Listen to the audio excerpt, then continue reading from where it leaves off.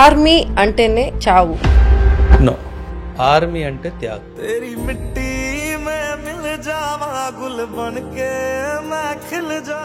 Army ఎప్పటికీ చనిపోదు. అందుకే వాళ్ళని సోల్జర్ ఇస్ డెడ్ అని ఎప్పుడూ చెప్పాం. నా బిడ్డ బతికొస్తాడా చనిపోయేస్తాడా?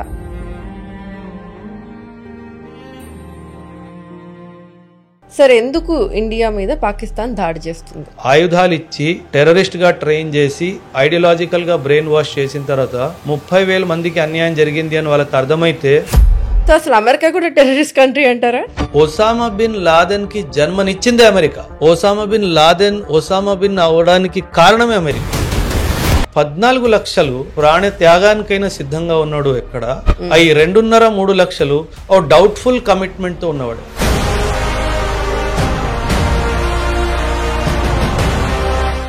ఇండియా వైపు కన్నెత్తి చూస్తే గుడ్.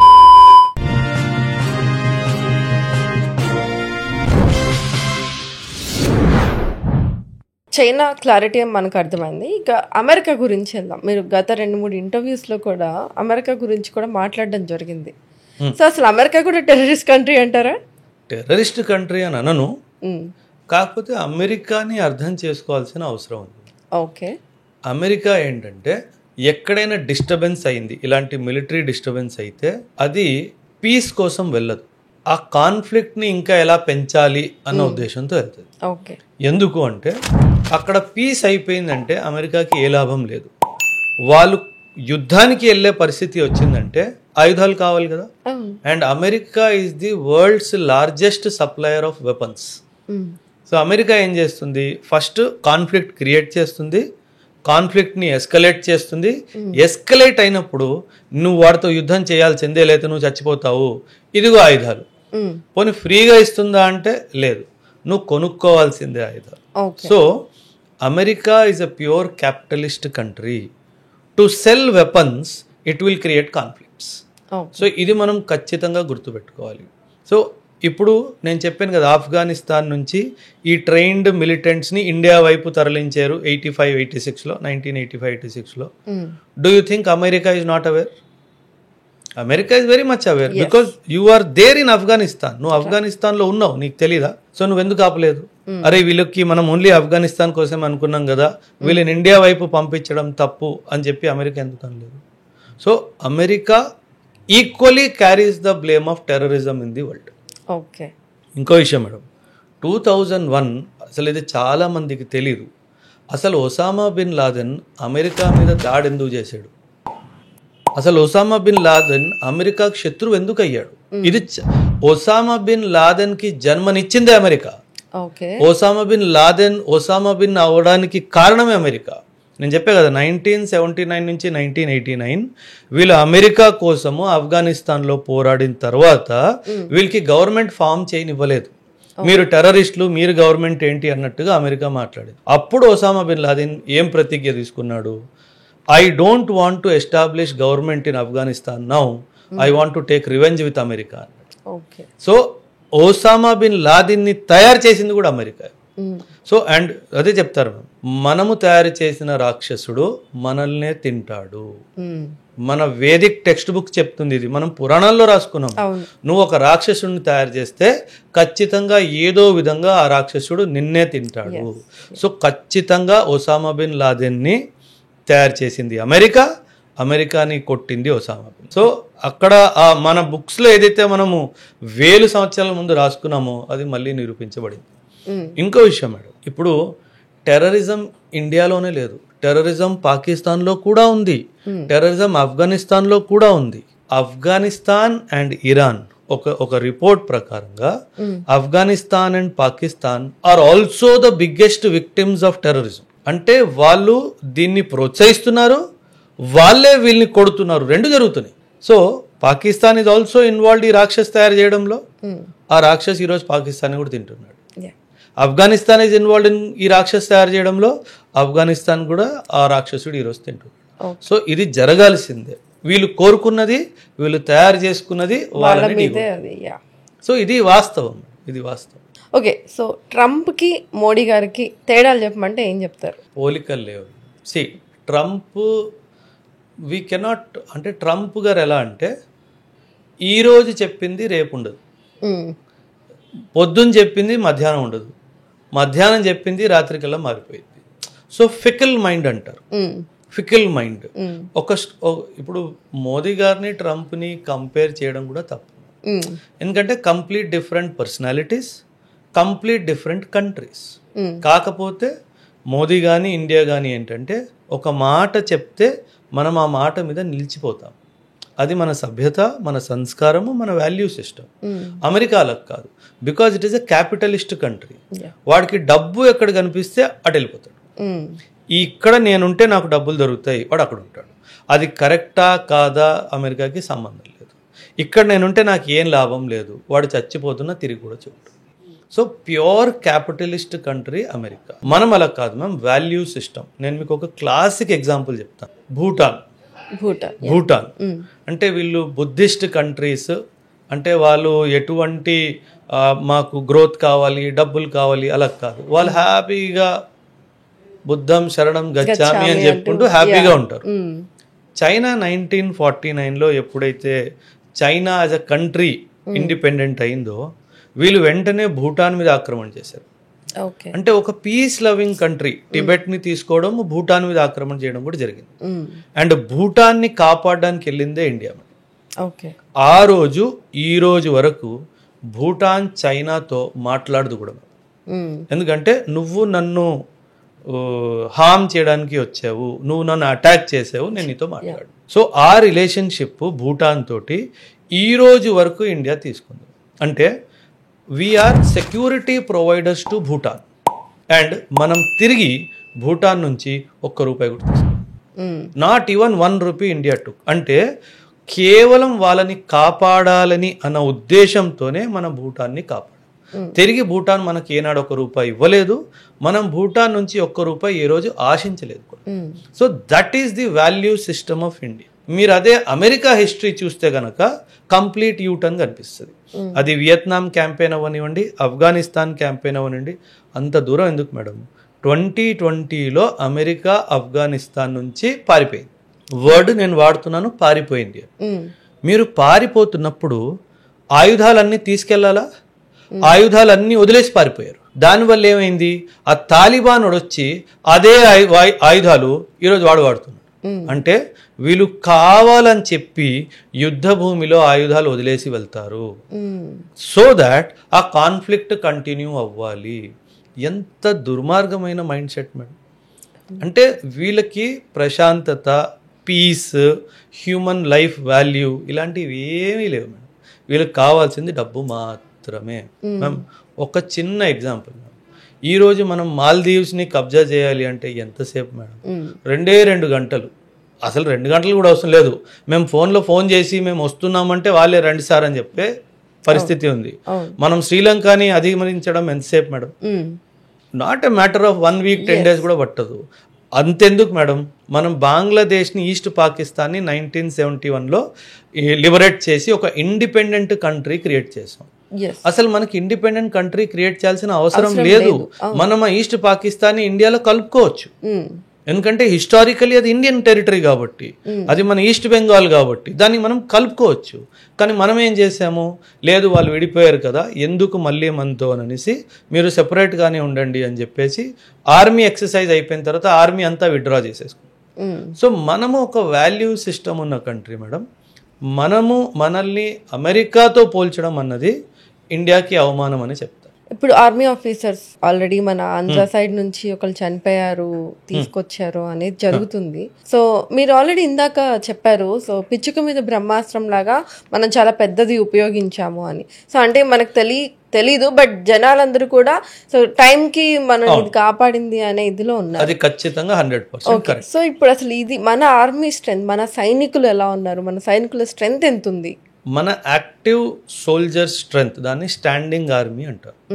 ఒక దాదాపు 13-14 లక్షలు దాదాపు ఉంది. పాకిస్తాన్ స్టాండింగ్ ఆర్మీ స్ట్రెంత్ దాదాపు 5.5 నుంచి 6.5 లక్షల మధ్యలో ఉంది. అంటే ఆల్మోస్ట్ సగానికి సగం, ఆల్మోస్ట్. ఇంకో విషయం, కాకపోతే ఓన్లీ నంబర్ కంపారిజన్ చేయకూడదు, ఇంకో కంపారిజన్ చేద్దాం. ఇండియన్ ఆర్మీ సోల్జర్ ఒక కమాండింగ్ ఆఫీసర్ ఒక సోల్జర్కి కానీ తన కింద ఉన్న ఆఫీసర్స్కి ఒక ఆర్డర్ పాస్ చేస్తే 100% ఆ చెప్పిన పని కంప్లీట్ అయినా చేసి వస్తాడు. దేశ సేవ కోసము కమాండింగ్ ఆఫీసర్ ఇచ్చిన ఆదేశం పాలిస్తాడు. అదే కాకుండా ఒకవేళ అవ్వలేదు అనుకోండి, తను ప్రాణత్యాగమైనా చేసి పెట్లోనైనా వస్తాడు, కానీ రిటర్న్ రాడు. అంటే నా వల్ల కాలేదు అని చెప్పి మాత్రం ఖచ్చితంగా రాడు. పాకిస్తాన్ ఆర్మీ ఎలా అంటే 6.5 లక్షల మంది ఉన్నారని చెప్పానా, ఏ రోజైతే ఇంటెన్స్ బ్యాటిల్ స్టార్ట్ అవుతుందో ఆ రోజు 25 to 30% of the Pakistan army వాళ్ళు యుద్ధ భూమి వదిలేసి పారిపోతారు. ఇది జరుగుతుంది. అంటే ఇది ఫస్ట్ టైం జరగలేదు. ఇది 47లో కూడా జరిగింది, ఇది 65లో కూడా జరిగింది, ఇది 97లో కూడా జరిగింది, ఇది 99లో కూడా జరిగింది. సో మనం ఆ 6.5 lakhsని 6.5 lakh కూడా చూడాల్సిన అవసరం లేదు. మొదటి రోజు చెప్తున్నా నేను 25% పారిపోతారు, ఒక 3-4 రోజుల తర్వాత సగం మంది పారిపోతారు.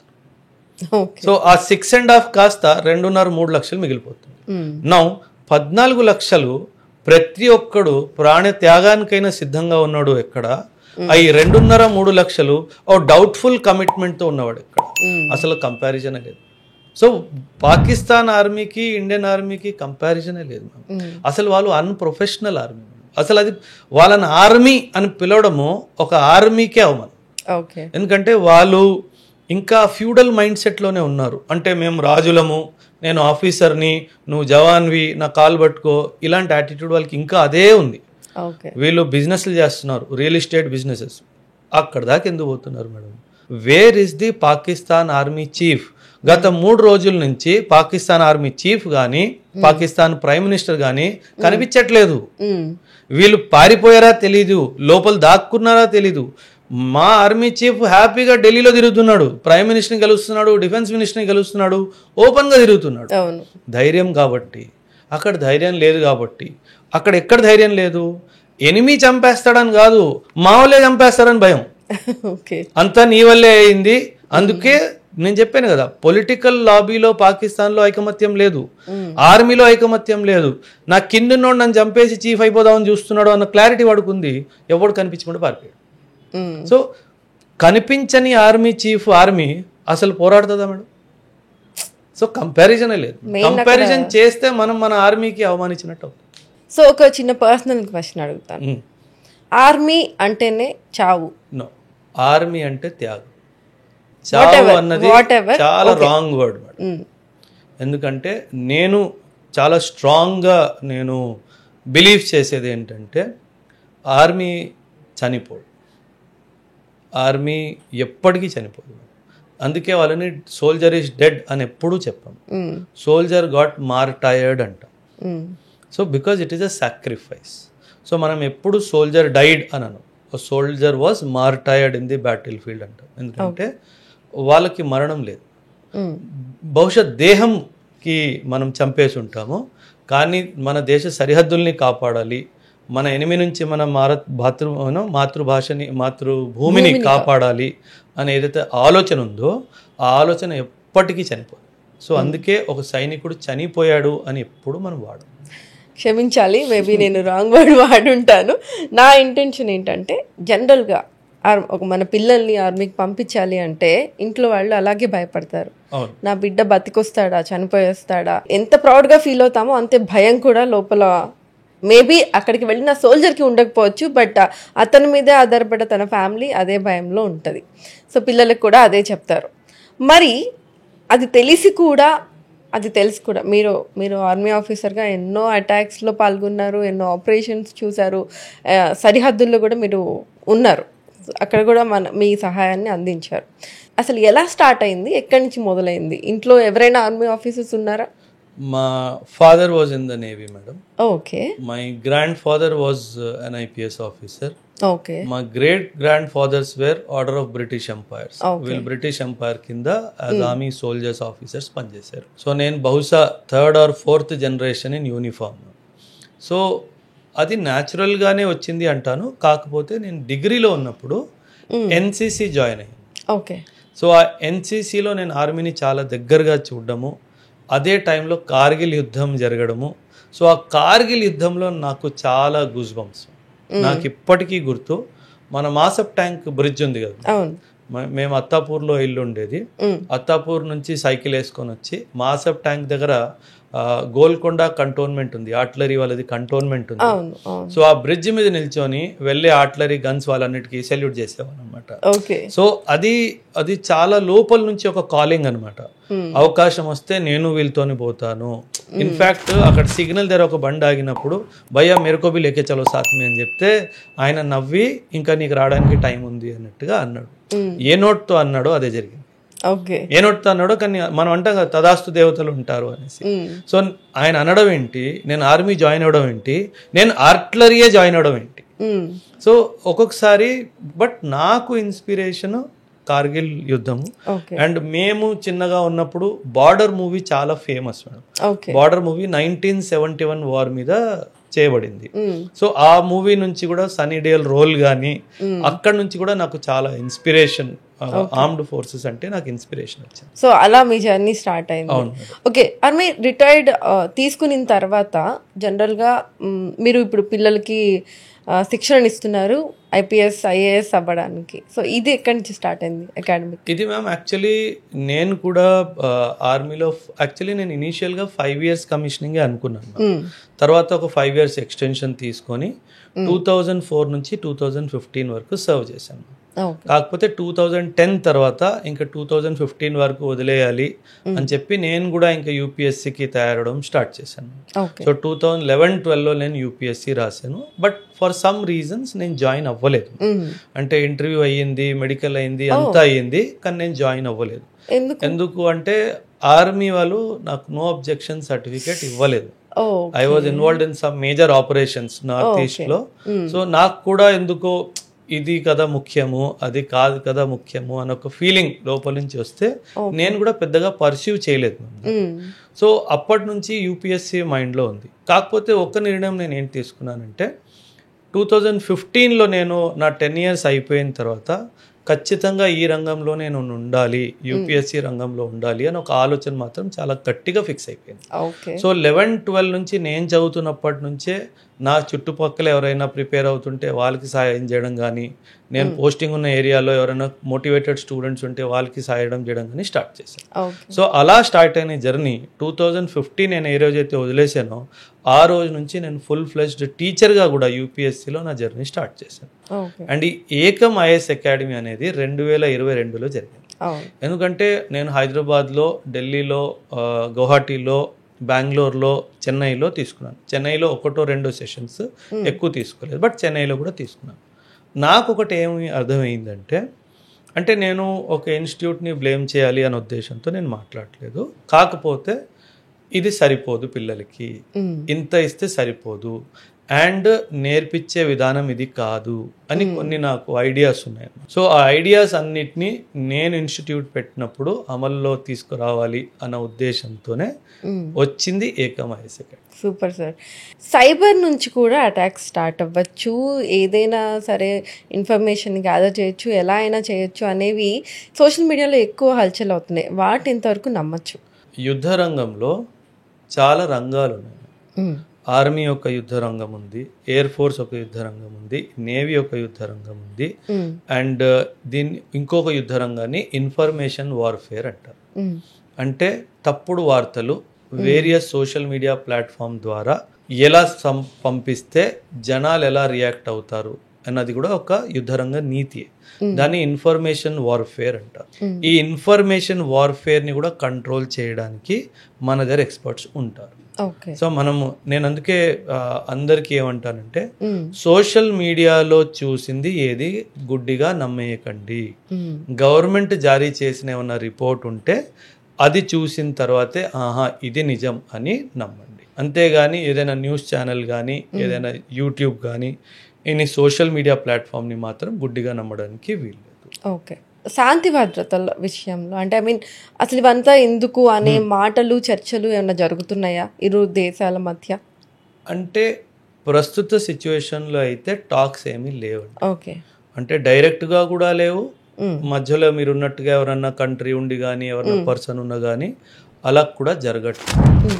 అంటే ఇప్పుడున్న పరిస్థితిలో ఇది ఒక బ్యాటిల్ వైపే వెళుతుంది కానీ శాంతి వైపు అయితే వెళ్ళట్లేదు. అంటే ఈరోజు పొద్దున్న చూసిన వార్త నేనేంటంటే యుఎస్ సెక్రటరీ ఆఫ్ స్టేట్ తను పాకిస్తాన్కి కాల్ చేసి మీరు డీఎస్కలేట్ చేయండి, ఇది యుద్ధం వైపు తీసుకెళ్ళకండి అని చెప్పిన వార్త అయితే చూశాను. కానీ అది ఎక్కడి వరకు నిజము అన్నది మనకి తెలియదు. So if at all it is true, it is good, but Pakistan will not listen. Sir, ఎందుకు ఇండియా మీద పాకిస్తాన్ దాడి చేస్తుంది? Simple answer madam. పాకిస్తాన్ వాళ్ళు గత 10-15 సంవత్సరాలలో 30,000 మంది పైగా ఈ ఉగ్రవాదుల్ని ట్రైనింగ్ చేసి వెపన్స్ ఇచ్చి ఉన్నారు.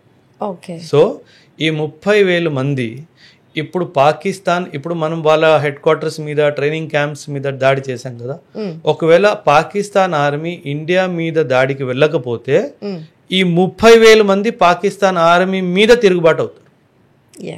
అర్థమైందా?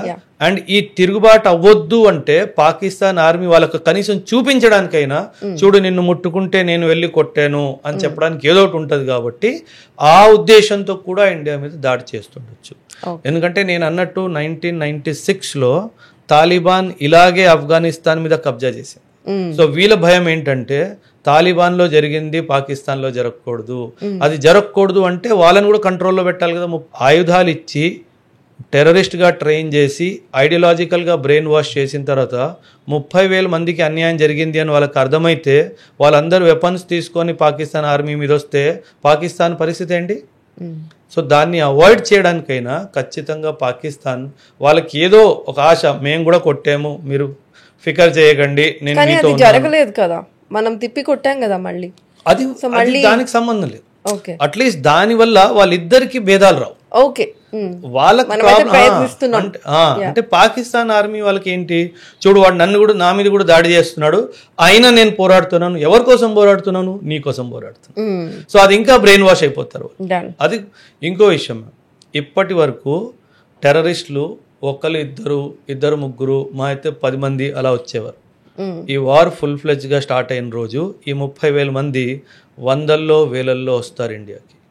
చాలా చాలా చాలా జాగ్రత్తగా ఉండాల్సిన విషయం. This is a big big big problem for India. ఎందుకంటే ఇప్పటి వరకు ల్యాండ్ వార్ఫేర్ స్టార్ట్ అవ్వలేదు, కానీ త్వరలో ల్యాండ్ వార్ఫేర్ స్టార్ట్ అయితే వీళ్ళు 1000ల్లో లోపలికి వస్తే ఇంకా ఎవరిని పడితే వాళ్ళని కాల్చే అవకాశం ఉంది. సో చాలా చాలా ఏదైనా ప్లేసెస్, జమ్మూ అండ్ కాశ్మీర్, పంజాబ్, రాజస్థాన్, గుజరాత్, ఈ 4 రాష్ట్రాలు ఖచ్చితంగా ల్యాండ్ బౌర్డర్ దగ్గర మాత్రం చాలా పగడ్బందీగా 24/7 మనం ఉండాలి. ఓకే, ఇప్పుడు స్టూడెంట్స్, ఇప్పుడు మీరు ఐఏఎస్ ఐపీఎస్ వైపు మీరు ట్రైన్ చేస్తున్నారు, ఆర్మీ సైడ్ వెళ్ళాలి అనుకునే వాళ్ళకి మీరు ఇచ్చే సందేశం ఏంటి? అంటే మేడం, ఆర్మీ వైపు వెళ్ళడానికి 2 దారులు. యాజ్ అన్ ఆఫీసర్ ఒక దారి ఉంది, యాజ్ ఎ జవాన్ ఒక దారి ఉంది. యాజ్ ఎ జవాన్ 10th తర్వాత 12th తర్వాత కూడా మీరు వెళ్ళొచ్చు.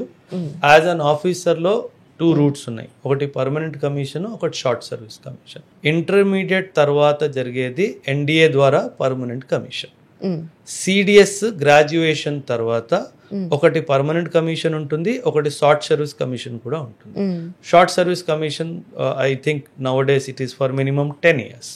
సో పర్మనెంట్ కమిషన్ ఎన్డీఏ ద్వారా ఆఫ్టర్ ఇంటర్మీడియట్ వెళ్ళొచ్చు, permanent commission after graduation CDS ద్వారా వెళ్ళొచ్చు, and short service commission after graduation CDS ద్వారా వెళ్ళొచ్చు.